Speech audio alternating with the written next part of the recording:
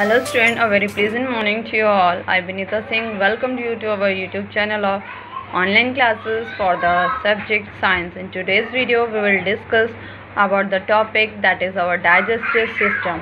You know student, human beings में digestive system जो है वो एक very important role play करता है because digestive system जो होता है students उसमें बहुत ही कह सकते हो आप कॉम्प्लिकेशंस होती हैं because each and every organs का ईच एंड एवरी ग्लैंड का अपना एक स्पेसिफिक फंक्शन होता है, स्पेसिफिक पार्टिसिपेशन होता है।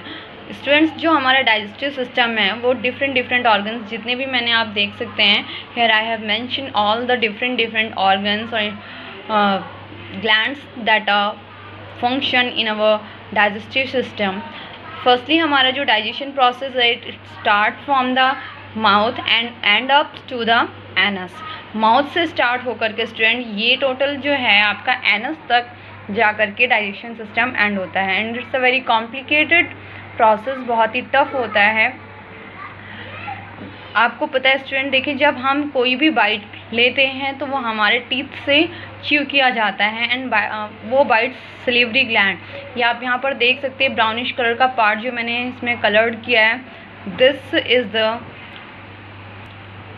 These all are the salivary glands. Student ये जो है हमारे माउथ में सलाइवा प्रोड्यूस करते हैं। सलाइवा प्रोड्यूस करने के बाद जो सलाइवा होता है स्टूडेंट उसमें एक सलिवरी एमिलेज निकलता है, ये एंजाइम होता है जो रिलीज़ होता है और वो जो है वो कार्बोहाइड्रेट्स वगैरह जो हम खाते हैं, जो हमारा फूड होता है उसमें जो कार्बोहाइड्रेट होता है उसको डाइजेशन करके वो स्टार्च में कन्वर्ट करता है। हमारा जो डाइजेशन है वो माउथ से स्टार्ट हो जाता है स्टूडेंट। उसके बाद देखिए जो हमारा फूड है वो स्लोली यहाँ से ऑसोफेगस से, this is our oesophagus student, oesophagus से पास आउट होते हुए हमारे स्टमक में आता है।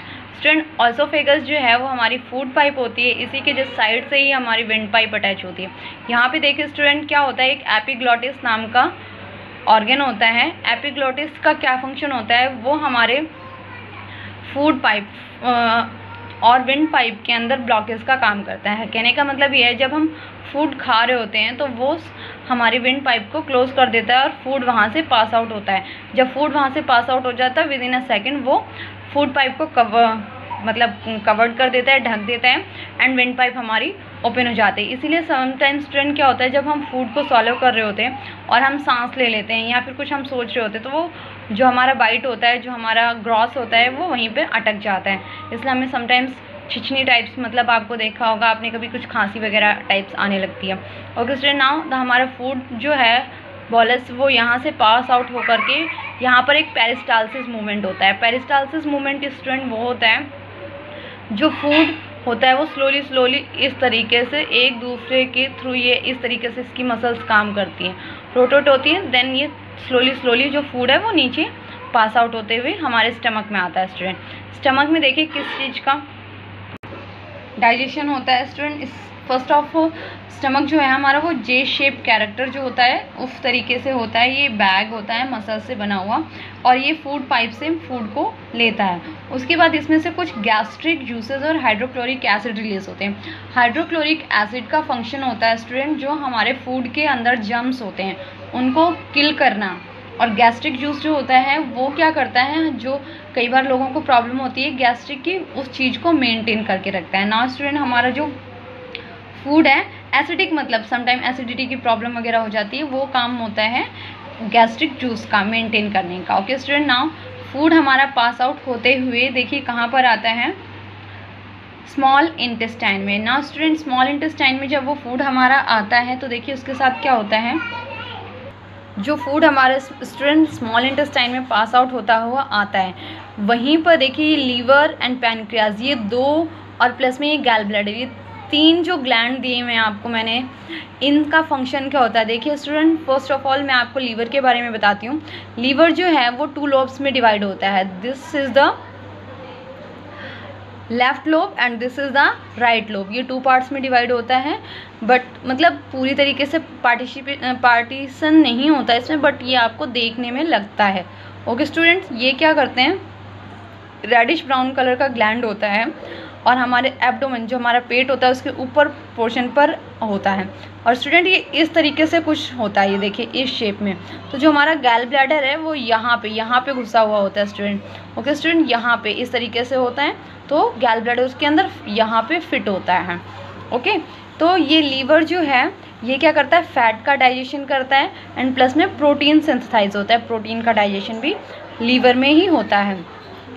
लीवर क्या करता है, बाइल जूस की हेल्प से फैट को डाइजेस्ट करता है। और बाइल जूस जो होता है वो हमारा गैल ब्लैडर में स्टोर होता है। ये गैल ब्लैडर जो होता है वो बाइल को प्रोड्यूस करता है और स्टोर करके रखता है। जब नीड होती है तो वो यहाँ पे ट्रांसफ़र कर देता है एंड लीवर प्रोटीन और फैट्स को डाइजेस्ट करके उसके बाद उस फूड को ट्रांसफ़र कर देता है। ओके स्टूडेंट, देखिए ये प्रोड्यूस करके मीन्स ये स्टमक में यहाँ पे ऐसे पास आउट करता है। ओके स्टूडेंट, देखिए पैनक्रियाज का क्या फंक्शन होता है। ये क्रीमिश कलर का ग्लैंड होता है और ये हमारे स्टमक के जस्ट यहाँ बिलो में देखिए यहाँ पे स्टोर है। ओके स्टूडेंट, यहाँ पे लोकेटेड होता है और ये पैनक्रियाटिक जूस रिलीज़ करता है। और पैनक्रियाटिक जूस क्या करता है, प्रोटीन, स्टार्च, फैट, इन तीनों चीज़ों को जो बिकॉज ये कॉम्प्लेक्स सब्सटेंस है इनको ब्रेक डाउन करके सिंपल फॉर्म में छोटे छोटे चीज़ों में कन्वर्ट करता है, जिससे कि हमारा स्मॉल इंटेस्टाइन उसको इजीली डाइजेस्ट कर सके। नाउ हमारा देखिए फूड कहाँ पर है, स्मॉल इंटेस्टाइन। ये सारे फंक्शन जो भी ये हैं ये लोग तीनों अपना पैनक्रियाटिक जूस और लीवर, गैल ब्लैडर वगैरह ये सारी चीज़ें सेंड करते हैं इनके पास। और यहाँ पे मोस्ट ऑफ द जितना भी हमारा फूड का बचा हुआ डाइजेशन होता है स्टमक के बाद, वो सबसे ज़्यादा डाइजेशन हमारे स्मॉल इंटेस्टाइन में होता है। स्मॉल इंटेस्टाइन में जब डाइजेशन हो जाता है और उस डाइजेस्टेड फूड से जितने भी न्यूट्रिएंट्स है उसको एब्जॉर्ब करने का काम भी स्मॉल इंटेस्टाइन में ही होता है।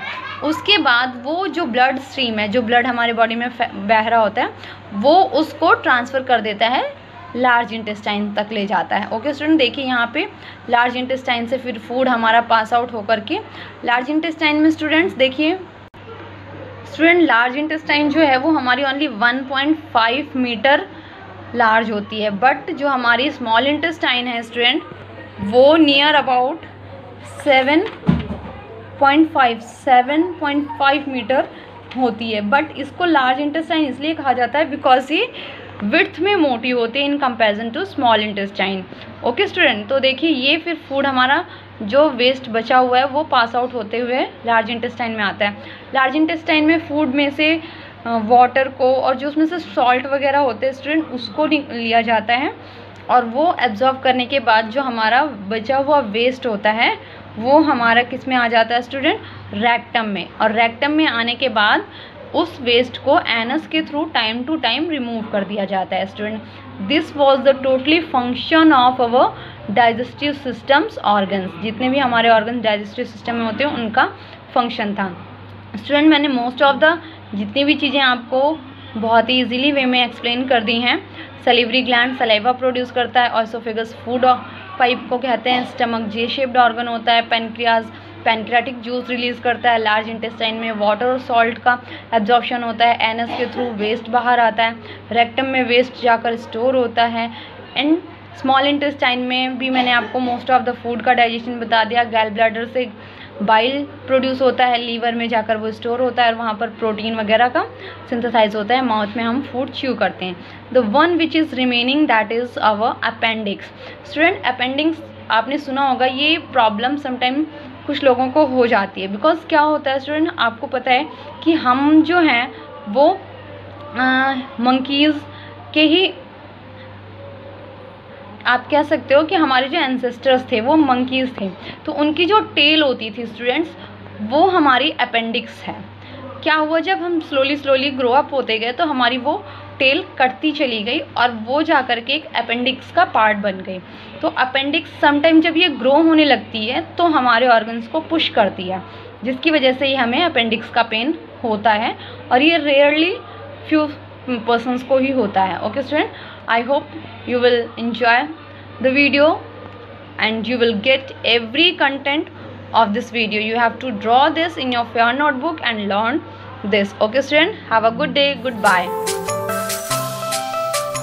Good morning students. This this is our GK class for 6 to 8, and in previous class we have revised some questions, and today we also revise some questions because our GK competition will be held on 25th June.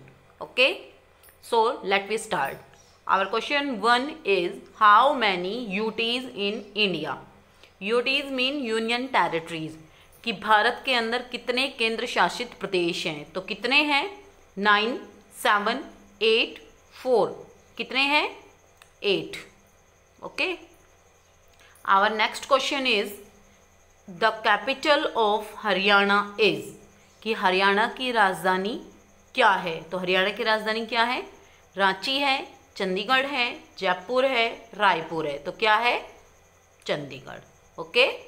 Our next question is, which line divide the earth into 2 equal parts? कि कौन सी रेखा अपनी पृथ्वी को 2 समान भागों में बांटती है? Options हैं 82, 1/2 degree longitude, 90 degree longitude, prime meridian और इक्वेटर. ठीक है, तो कौन बांटता है? इक्वेटर, भूमध्य रेखा. नेक्स्ट क्वेश्चन है, name the ocean which has S shaped, कि उस महासागर का नाम बताइए जो एस शेप का है. Pacific ocean, Atlantic ocean, Arctic ocean, Indian ocean. तो कौन सा है? Atlantic ocean. आपने देखा होगा north America and south America जो है, और इधर यूरोप एंड अफ्रीका, तो इनके बीच से जो अटलांटिक ओशियन है वो एस शेप का है. Okay. Our next question is, grey revolution is related to, कि जो ग्रे रिवोल्यूशन है वो क्रांति है वो किससे संबंधित है? Fertiliser production, agriculture, fruit, honey. तो किससे रिलेटेड है वो? फर्टिलाइजर प्रोडक्शन से. Next question, reserve bank of India was nationalised in the year, कि जो रिजर्व बैंक ऑफ इंडिया है, इंडिया का सबसे बड़ा बैंक है, उसका राष्ट्रीयकरण कब हुआ? राष्ट्रीयकरण का मतलब होता है जिसको सरकार अपने अंडर में ले लेती है. तो 1945 में, 1946 में, 1949 में या 1950 में? तो 1949 में. Next question, full form of GST. GST की फुल फॉर्म क्या है? Good service tax, good service tax, good service trade, good service trade. तो क्या है? गुड सर्विस टैक्स, जो वस्तुओं के ऊपर टैक्स लगता है वो. Next question, what is the folk song of Haryana? Haryana का लोक नृत्य क्या, लोक संगीत क्या है? भंगड़ा, धाप, फाग, रागनीज. तो क्या है? रागनीज. Okay. Our next question is, how many organs of the government? सरकार के कितने अंग हैं? ऑर्गन्स का मतलब क्या होता है? अंग हैं. तो सरकार के कितने अंग हैं? सरकार के 4 अंग हैं, 3 हैं, 2 हैं, 5 हैं. तो कितने हैं? 3 हैं. कौन कौन से? Executive, legislator and judiciary. ठीक है, विधायिका, कार्यपालिका और न्यायपालिका.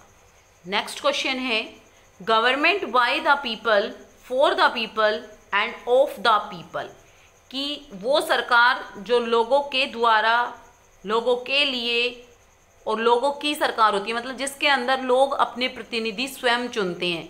तो ये कौन सी गवर्नमेंट की डेफिनेशन है? मोनार्की की है, डिक्टेटरशिप की है. मोनार्की का मतलब होता है जिसमें राजा रानी अधिकारी होते हैं, उत्तराधिकारी, उनका ही संतान उत्तराधिकारी बनती है. राजा रानी होते हैं, उन्हीं की उत्तराधिकारी राजा रानी बनते हैं. ठीक है. डिक्टेटरशिप का मतलब होता है जिसमें एक व्यक्ति या समूह राज्य करता है. डेमोक्रेसी, लोकतंत्र, या नन ऑफ दीज. तो कौन सी है? डेमोक्रेसी. ठीक है. डेमोक्रेसी की क्या डेफिनेशन है? Government by the people, for the people end of the people. और ये डेफिनेशन सबसे पहले किसने दी थी? अब्राहम लिंकन ने, जो अमेरिका के प्रेसिडेंट थे. ठीक है. I hope students you understand these questions. Your GK competition was held like that. Okay, आपका जो जीके कंपटीशन होगा वो इसी तरीके का होगा, इसी तरीके के उसमें क्वेश्चंस आएंगे। I hope you understand this questions very well. Thank you. Good morning students. तो आज हम पढ़ेंगे शब्द विचार में शब्दों का वर्गीकरण किस प्रकार से किया है। तो सबसे पहले शब्द क्या है, शब्द की परिभाषा। वर्णों के सार्थक समूह को शब्द कहते हैं। वर्णों के सार्थक यानी जिसका कोई अर्थ हो समूह को शब्द कहते हैं। प्रश्न हो सकता है कि वर्णों के सार्थक समूह को क्या कहते हैं, वाक्य, अक्षर, शब्द। तो क्या उत्तर आएगा उसमें, शब्द। वर्णों के सार्थक समूह को क्या कहते हैं, शब्द कहते हैं। फिर है शब्दों का वर्गीकरण। शब्दों का वर्गीकरण हिंदी में शब्दों का 4 आधार पर वर्गीकरण किया गया है।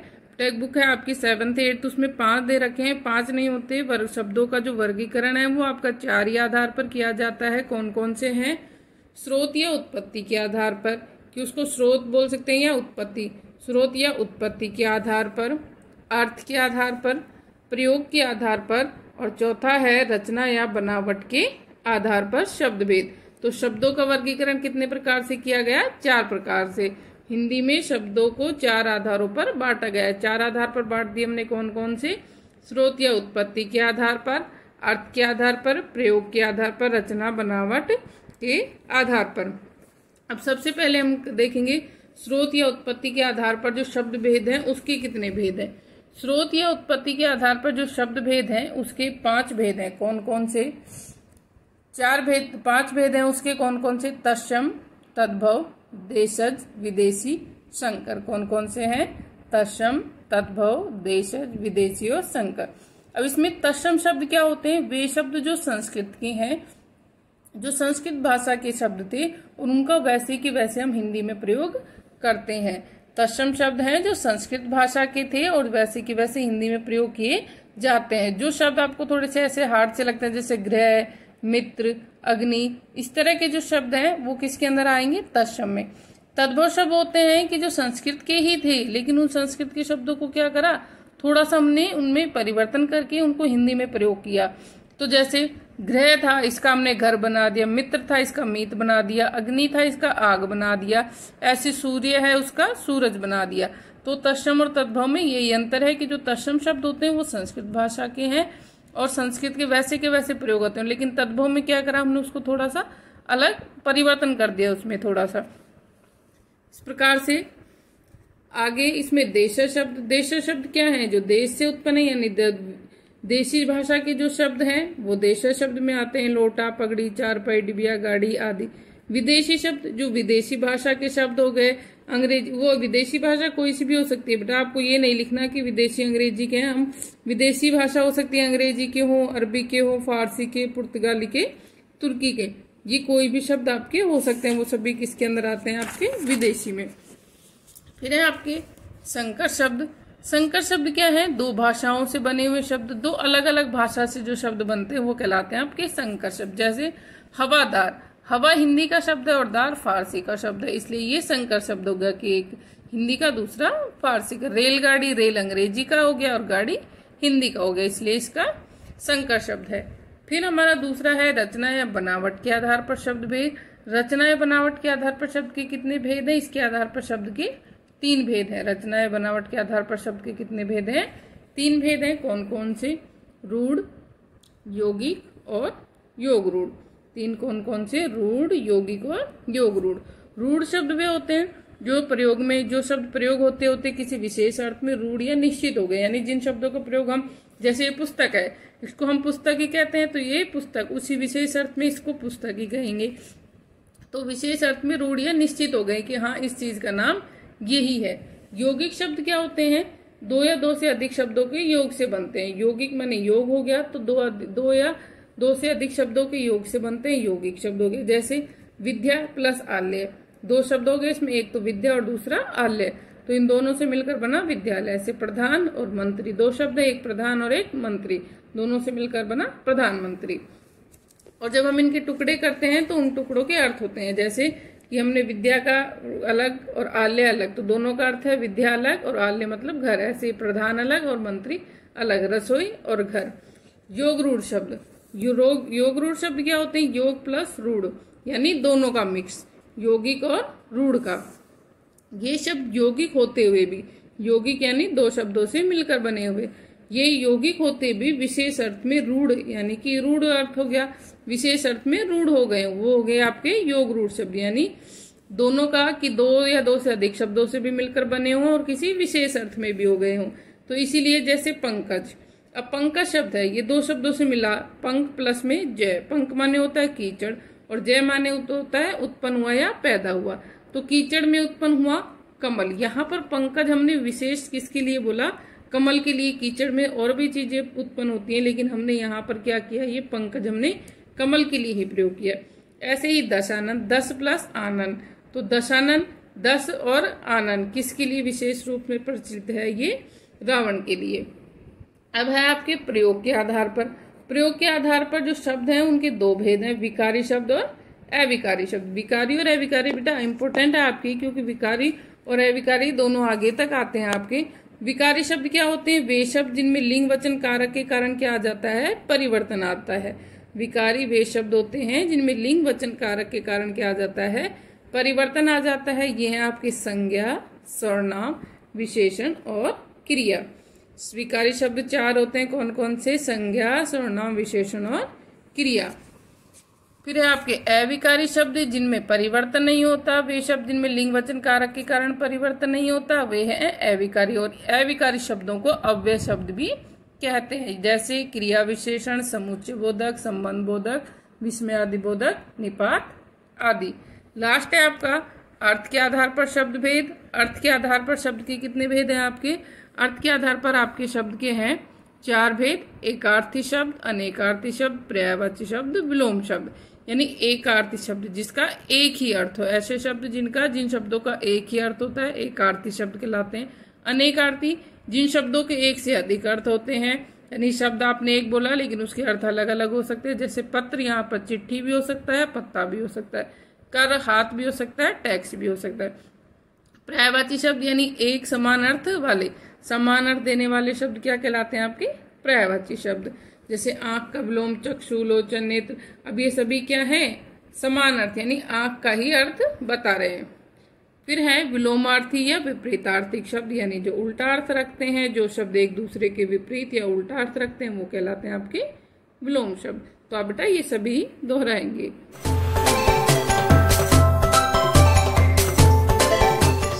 Class, and today we are going to start with the revision work. And yesterday we discussed about the sum defines. Now today we will start with the rest of the ones. First is what are determiners. Determiners क्या होते हैं, determiners are words which identify or specify a noun in some way. जब हम noun को specify करते हैं, उसकी identity को identify करते हैं, उसको नाउन को, तब हम डिटर्मिनर्स को यूज़ करते हैं। Now we have different kinds of determiners you can see here. जो हम words, for an example any, some, the, that, etcetera, different kinds of determiners होते हैं हमारे पास। उनको यूज़ करके हम आइडेंटिफाई करते हैं, नाउन्स को स्पेसिफाई करते हैं, उनको हम डिटर्मिनर्स कहते हैं। Now next we have articles. Articles क्या होते हैं, article is a part of determiners only, and we have some kinds of articles also. Articles are the words like a and the. There are three articles, a and the, and are called articles. Use to point out the people or things. They are called articles. And next we have just see where we use a and the, how we are identify a and the, कि हमें कहाँ पे use करना है, किसके लिए use करना है, हम a and the कहाँ पे यूज़ कर सकते हैं। See here, a is used before consonant alphabets. consonant alphabets के साथ ही यूज़ करते हैं हम a सिर्फ। और an is used before the vowel sound words. sound, make sure that an हम उनके साथ यूज़ करते हैं जिनसे पहले हम वोवल साउंड वर्ड्स होते हैं। और वोवल एवरीवन नोज़ 5 वर्ड्स होते हैं, A-E-I-O-U। उन्हीं 5 वर्ड्स का यूज़ करके हम पुट करते हैं a an. Next is the. The is used with the particular place, animal और थिंग. किसी पर्सन, प्लेस, एनिमल, थिंग को हम आइडेंटिफाई करते हैं, उनके साथ हम द यूज़ करते हैं. And articles are of two types, definite and indefinite. To a and an is used with definite. The हमारा होता है इनडेफिनाइट. ये डेफिनाइट होते हैं दोनों और ये हमारे पास indefinite. Next we have prefixes and suffixes. Prefixes क्या होते हैं? What is prefixes? So we have prefixes a set of letters which is usually used in front of a word, however it changes the entire meaning of the word. जब हम prefixes होता है, जब हम कहीं पे भी in front of the word, जब हम किसी भी word के आगे कोई word use पुट कर देते हैं, उन्हें हम prefixes कहते हैं. और उसका मतलब हम बिल्कुल ही चेंज कर देते हैं, उसे हम prefixes कहते हैं. Next we have suffixes. Suffixes added a means, यानी कि किसी के साथ पीछे लगकर. जब हम किसी के साथ, किसी नाउन के साथ पीछे कोई भी वर्ड पुट कर देते हैं, उसको हम एडजेक्टिव बना देते हैं. They are called suffixes. Suffixes are used after the noun, यानी कि किसी भी वर्ड के बाद में जो वर्ड्स यूज़ होते हैं उनको हम सुफिक्सेस कहते हैं. और प्रीफिक्सेस में यही डिफरेंस है. जब हम प्रीफिक्सेस का मतलब होता है जो हम आगे पुट करते हैं उन्हें हम प्रीफिक्सेस कहते हैं, और जो हम पीछे लगा देते हैं उन्हें हम प्रीफिक्सेस कहते हैं. Don't just confuse in between them. Just read the define very carefully and answer the questions which are asked in the Olympiad. And make sure that just जो रीड करेंगे आप क्वेश्चन, उसको बहुत ध्यान से पढ़ेंगे. Answer and the questions are very simple and easy to answer if you read the defines very carefully. Thank you everyone. Welcome to online classes and this spoken class. Today I am just continuing the topic holidays. So इस video, पहले वाली video में मैंने आपको बताया कि holiday के बारे में, और इसको आगे और थोड़ा सा कि बेनिफिशियल कैसे है इस चीज़ के बारे में इसको और आगे एक्सटेंड करते हैं. So start. Why is vacation important and beneficial? जो छुट्टियाँ क्यों ज़रूरी होती है और इसके क्या फ़ायदे हैं? पॉइंट्स में देखिएगा. Vacation boosts creativity and vision. Vacation जो है वो क्रिएटिविटी और विजन को जो है इंक्रीज करता है. A few minute break from work gives a refreshed feeling. Now imagine what an entire day और week as a whole can do for your creativity. अब देखिए कि कुछ ही मिनट अगर आपको थोड़ा सा ब्रेक मिलता है कि जो आप काम कर रहे हो उसमें आपको जो है रिफ्रेश फीलिंग महसूस होती है. और सोचो अगर पूरे दिन अगर आपने काम किया है और उसमें आपको अगर मिलता है थोड़ी सी देर के लिए भी रिलीफ, तो वो आपको काफ़ी इम्पॉर्टेंट लगेगा और उससे काफ़ी रिलीफ भी मिलेगी. Vacation connect you with inner self. और वेकेशन आपको अपने आप से भी मिलाने में हेल्प करता है. वो कैसे? देखिए. Vacations gives you space to remember your special interest और hobbies in life that you may forget due to work pressure. तो आपको जो है देखिए कि जो वेकेशंस हैं उसके थ्रू आपको जो है जगह मिलती है. जगह मिलने का मतलब होता है कि जो आप रेगुलर काम करते हो उससे जो है थोड़ा सा आपको रिलीफ मिलता है, और इससे जो आपका जो इंटरेस्ट होता है जिस चीज़ में, और आपकी जो हॉबीज़ होती हैं जो आप दिनचर्या में के काम में अपना रेगुलर वर्क में भूल चुके हो, उससे आपको जो है इसमें जो है प्रेजेंस मिलती है और आपको लगता है कि ये चीज़ें आप भूल चुके हैं और उसको भी आपको करने का वक्त मिलता है. Next, vacation builds you relationship. और वेकेशन जो है आपके रिश्तों को भी मजबूत करता है. Vacations gives you a chance to spend more time with your loved one. A long vacation when a short helps to you become close to your family and friends. अब वेकेशन जो है आपको एक मौका देता है अपने फैमिली मेम्बर्स के साथ और अपने जो है जिनसे आपको मिले काफ़ी दिन हो जाते हैं, आपके बिलव्ड्स हैं, उनको जो है इसी दौरान आप मिल पाते हैं। और ये एक ऐसा साधन है जो आपको आपके फैमिली और अपने फ्रेंड्स के करीब लाता है। Vacations helps to reset you, और वेकेशन आपको दोबारा से यानी कि रिसेट यू आपको दोबारा काम करने के लिए तैयार करता है। Break in work matters, the brain rejects long work and ideas dry up, even a minutes helps to bring you energy for work. अब देखिए ये जो है वेकेशन जो है वो आपको रिसेट कैसे करता है। ये है कि ब्रेक यानी कि लगातार अगर आप काम कर रहे हो उसमें आपको थोड़ा सा भी ब्रेक मिलता है तो वाकई में मैटर करता है। इसी तरह से आपके दिमाग में कंटिन्यूसली अगर कोई काम आप कर रहे हो तो आइडिया भी जो है ड्राई अप हो जाते हैं। ड्राई अप का मतलब आपके अंदर से आइडिया आने भी बंद हो जाते हैं, और अगर उसके बीच में आपको शॉर्ट नैप मिल जाता है तो आपका जो है दिमाग दोबारा से काम करने लग जाता है। Vacation helps you to prevent burnout, यानी कि वेकेशन आपको जो है आपको जो डेली जो आप रेगुलर काम करते हैं सुबह से शाम तक वही सेम रूटीन, तो उसमें जो आपको बोरियत महसूस होती है उससे भी आपको ये रिलीफ दिलाता है। Vacations give you a chance to unplug yourself from your daily life and helps to prevent burnout and go back to work with a clear mind. और वेकेशंस के कारण ही जो आपका काम डेली रूटीन की वजह से आप बोरियत फील करते हैं और उसमें अगर आपको वेकेशन मिल जाए तो उस वेकेशन के वजह से आप जो है दोबारा से काम करने के लिए बिल्कुल क्लियर माइंड से तैयार हो जाते हैं।